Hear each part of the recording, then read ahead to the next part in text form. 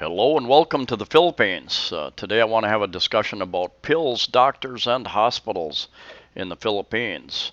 And I'm going to discuss a little bit about over-the-counter type things that you might want to bring with you, different types of over-the-counter medications that you're going to find here. Some places you'll find that they're not familiar with something that you're used to using back in your own country.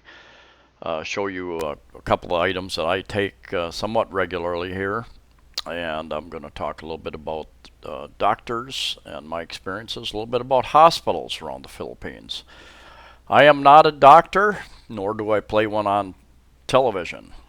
So that's my disclaimer here. And this information, more than anything, I want to initiate a bit of a conversation, get some feedback from many of you who have been to the Philippines, have had experiences with doctors and hospitals, clinics, drugs, and that type of thing.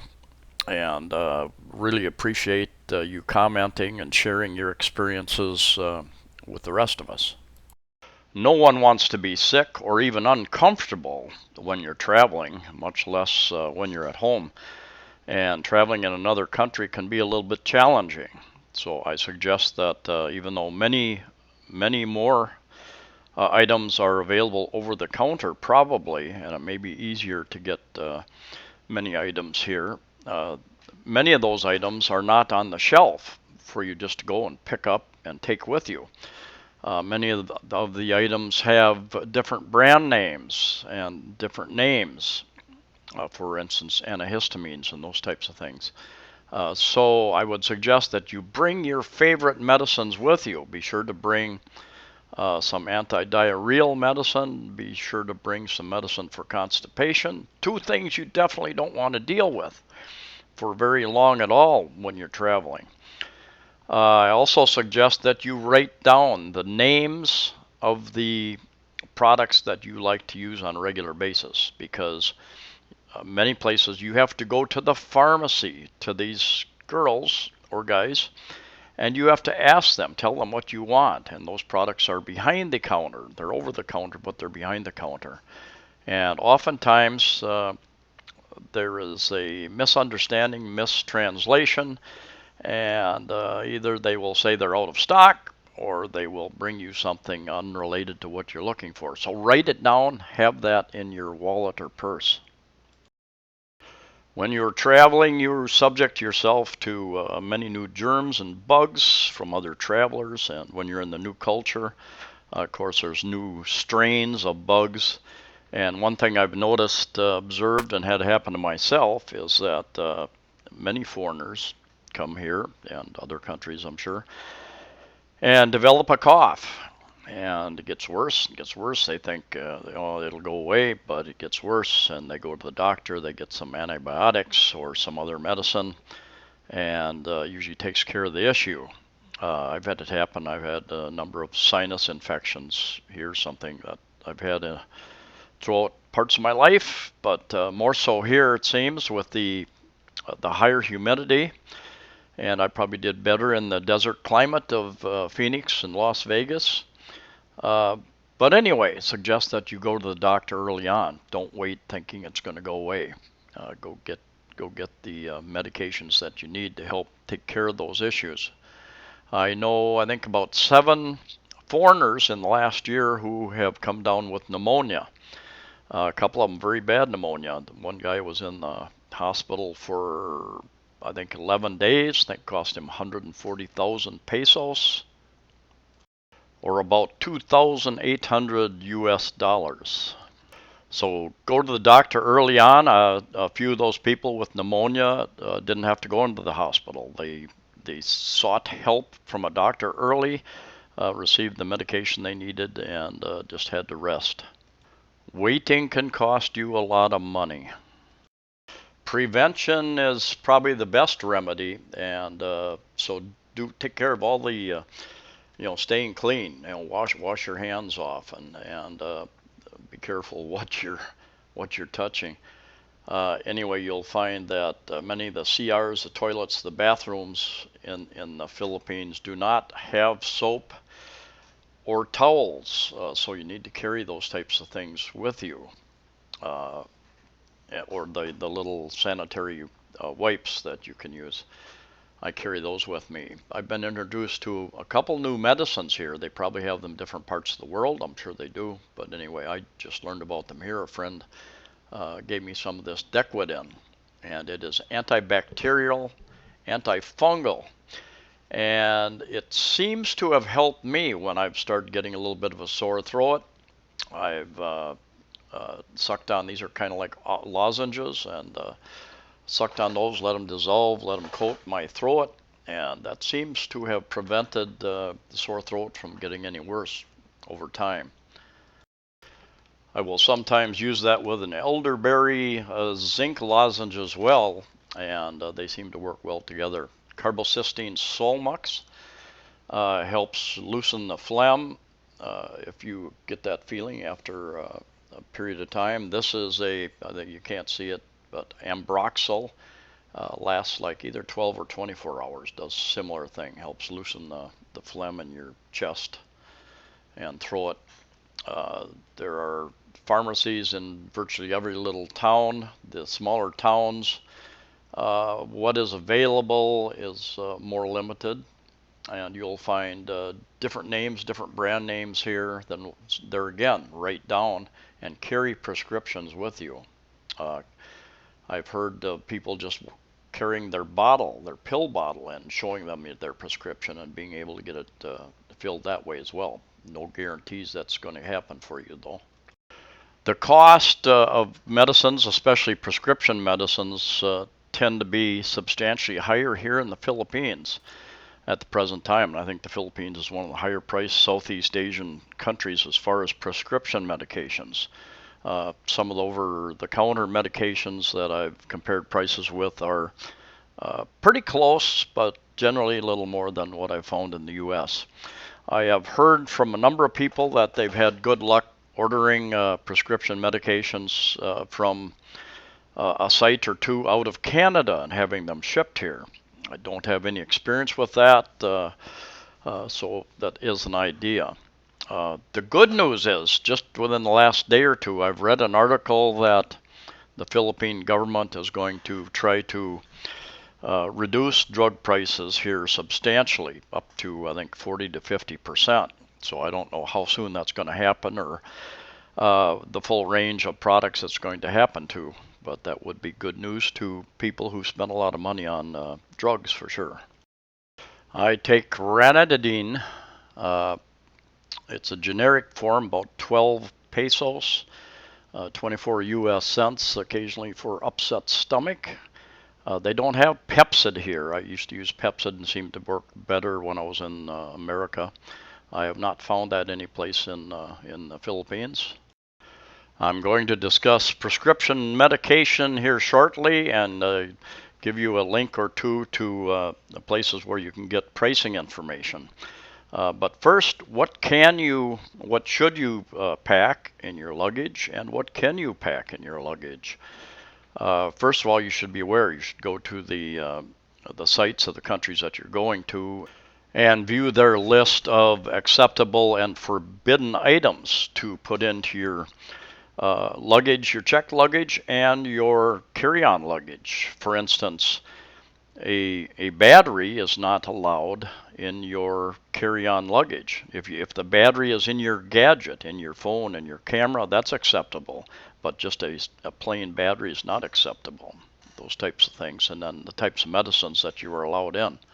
I suggest that you bring along any of your favorite items, especially your favorite pain relievers, any other medications, anti-diarrheal, anti-constipation, any allergy type medicines that you might need or have.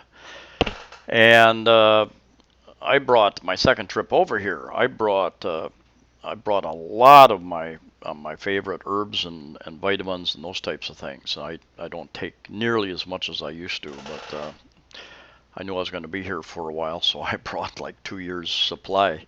And I thought I'd be questioned about that, but I never was. I've talked to a couple other people that brought in a lot of that type of thing, and they were never questioned.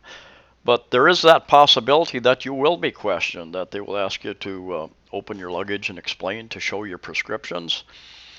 And it could happen, so be prepared for it. And I had one guy tell me that they did look, and they asked them about the bottles of vitamins, different things that they had, and they just showed it to them and they let them go on their way. But it's best to deal with those types of situations with a smile and not try to create an issue, because you're probably just going to make the situation worse if you try to argue with people. Hospitals and clinics here in the Philippines will vary. Your biggest and best hospitals will be in the Manila area, of course, and medical tourism is alive and well in the Philippines. And you'll find many foreigners coming to places like the Philippines, Thailand, different things, to get things done much less expensively than in their home country.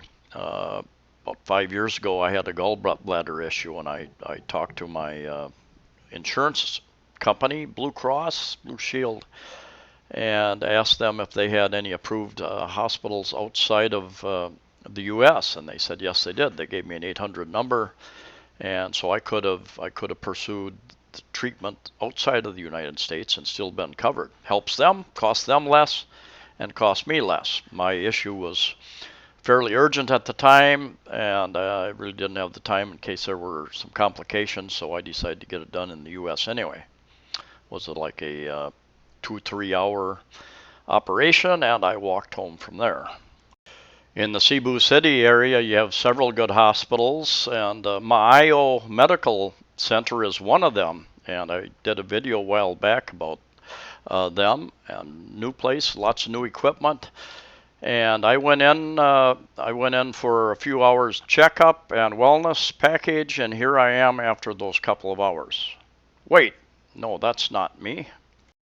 For those of you who are afraid to use foreign hospitals and doctors, you may consider this information. Hospital errors are the third leading cause of death in the U.S.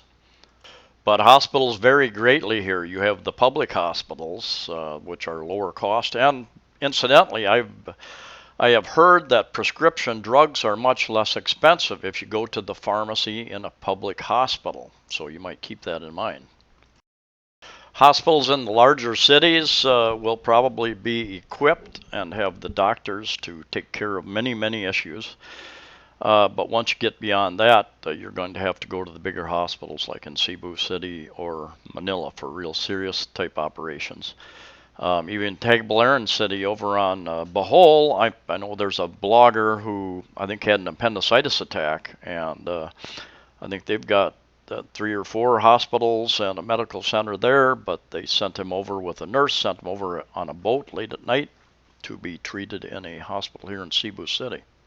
So once you get out of the major cities, and here's Chunghwa Hospital in Mandawi City, you're going to start dealing with smaller hospitals that aren't nearly as well equipped, equipment size. You're going to, like this infirmary, it's not even a hospital.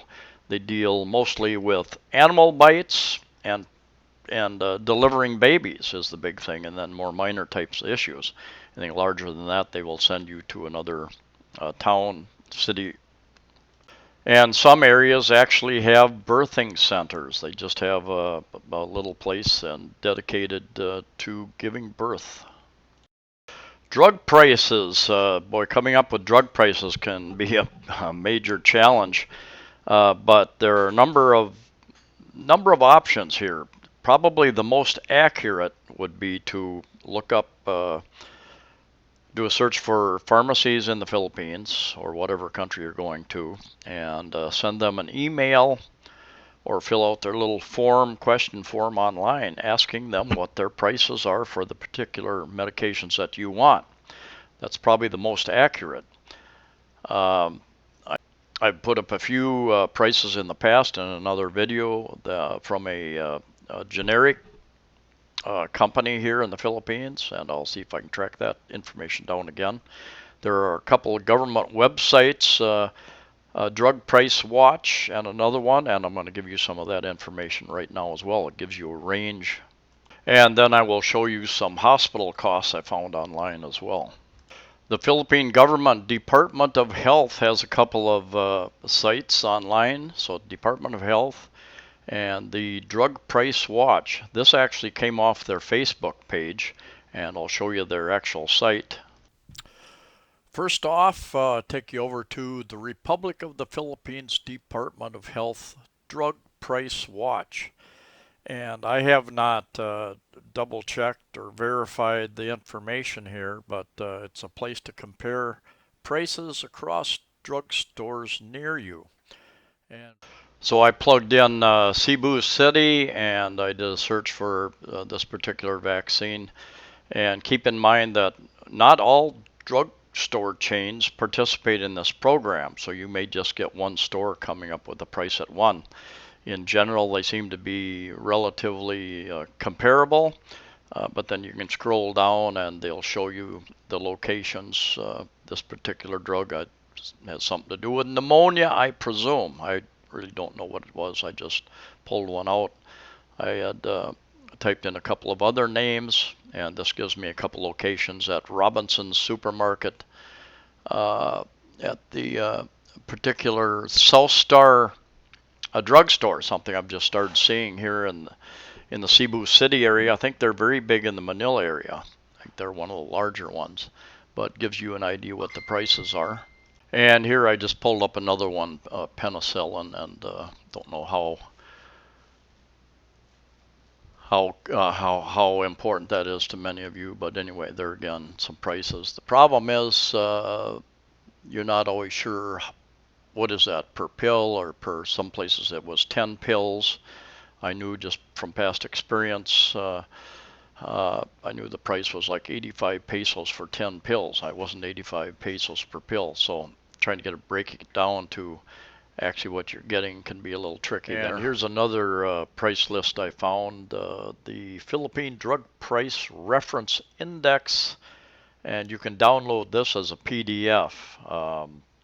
This was for 2016, the most current one I could find. This is what government agencies use to determine the price range, and go down here, and it's in alphabetical order. And you can look up the prices. The problem with this is that the price range is lowest to highest. Tender prices over here is so wide that it gives you a little bit of an idea, but doesn't really narrow it down. For those of you taking a lot of medication, that difference in the highest and lowest could be substantial. And the calling price, that's probably what they paid in the end. But anyway, that's a multi-page system here. Let's just see what the last page is, just out of curiosity. Last items: zinc, warfarin. This is what some people take to thin their blood out, I guess. And so there's a little bit of a range from 7 to twice 7, 14. Give you a little bit of an idea.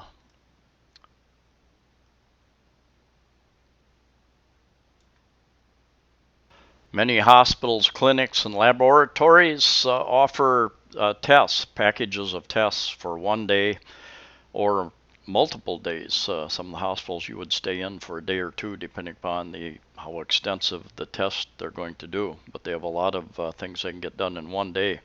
And this is just an idea. Often call it like the executive program, and price down there at the bottom. And I've seen prices starting between 5,000 and 6,000, about just a little over 100 US dollars. And here's some information, pricing I found online a while back about hospital rooms costs. So you can take a look at those just to give you an idea. Much less expensive than in the US and many parts of the world. This would be in a private hospital. You can get the rooms where you're in a room with many other people, or you can get private rooms and executive type rooms. Of course, the price goes up. And a couple last important points. You're in a foreign country. You're going to find your experience to be much different than in the country you came from, very possibly, and the procedure to be much different. Clinic hours, when you find a clinic, often have some what we would call unusual hours. Because what happens is many of these doctors, they work in 2 or 3 different places. They'll work in one hospital a number of hours, different days, another hospital certain hours, other days, the clinic for certain hours another day. So you may, like here, I had showed up at this place at 3 in the afternoon, I think, and I sat there for about an hour, and the reception lady didn't ask me why I was there, and there was a number of other people ahead of me, so I didn't push myself forward until I finally went up and asked, am I going to be able to see the doctor today? And she said, well, he doesn't come in until 7 o'clock. He or she doesn't come in until 7 o'clock. So I would have sat there for 3 or 4 or 5 hours. So